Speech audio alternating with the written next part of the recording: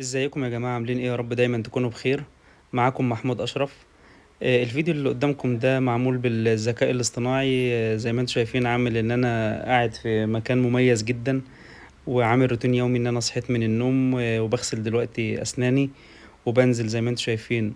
ان دي حدائق، وانا بنزل امارس الرياضة، بجري في المكان ده.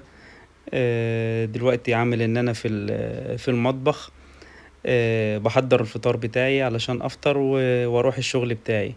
الذكاء الاصطناعي يا جماعة عامل تفاصيل في الفيديو ده، تفاصيل رهيبة جدا. لو انتوا شفتوا ملامح الوش والحركات والتفاصيل اللي في الفيديو. دلوقتي عامل ان انا راكب سيارة ورايح الشغل بتاعي. وطبعا عملت فيو للمكتب وللشغل، زي ما انتوا شايفين ان انا ده اللابتوب بتاعي. وطبعا فورمال، وقاعد في مكان زي ما انتوا شايفين مكان مودرن. ودخلت برضو التفاصيل ان انا مروح من الشغل. وانا مروح دلوقتي من الشغل، وبعدها عملت ان انا في المسجد النبوي.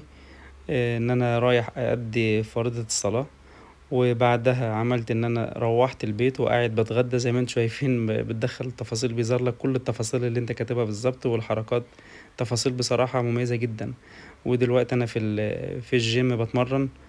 وملامح الوش زي ما انتوا شايفين، انت بتدخل الصورة وبتعمل الفيديو وبيعمل لك اللي انت عاوزه. دلوقتي انا بمارس هواية الصيد.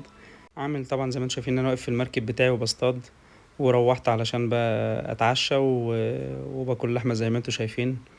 والتفاصيل بصراحة رهيبة. ودلوقتي بقى بقرأ كتاب عشان بقى خلاص بقى اليوم بتاعي خلص. وهروح طبعا عشان انام. لو الفيديو عجبكم ما تنسوش تعملوا لايك واشتراك في القناة، واتمنى يكون الفيديو عجبكم.